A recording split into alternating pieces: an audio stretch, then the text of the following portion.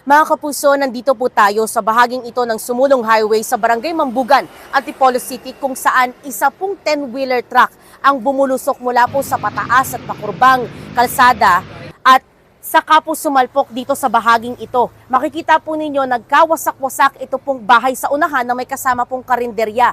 Sa labat naman, itong mga kawad matapos din pong mabangga at tumagilid ito pong poste ng kuryente. Mabuti na lang po at walang nasawi o nasaktan sa insidente.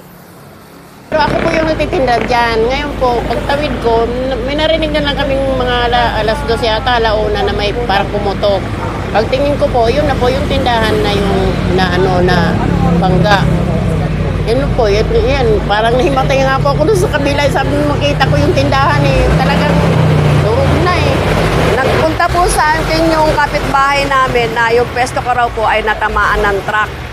As in, durog po talaga yung yung bahay. At yung truck ay talagang bumangga doon sa pinaka doon.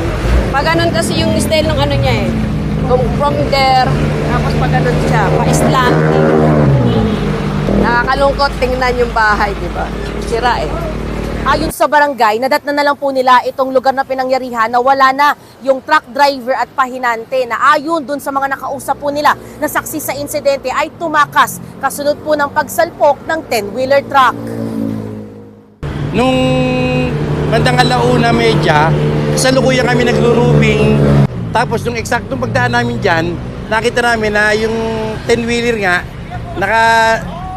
nakasalpok na doon sa poste. Tapos nung pag-iimbestiga namin sa mga nakapaligid dito, sa may-ari ng junk shop, na nag-aabulan daw yung dalawang truck na yan. Tapos yung isa na wala ng kontrol, bumangga dyan.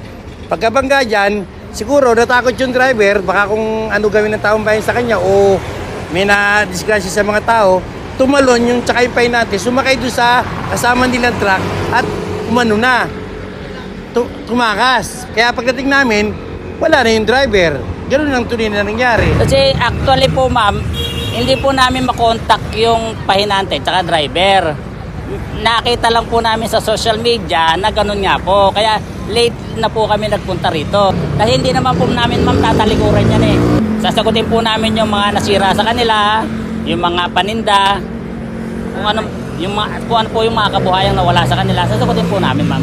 Sa driver ng truck tsaka pahinante, pakiusap ko lang na sumuko na kayo, harapin nyo yung problema na nagawa nyo dahil hindi naman kayo makakaligtas sa batas.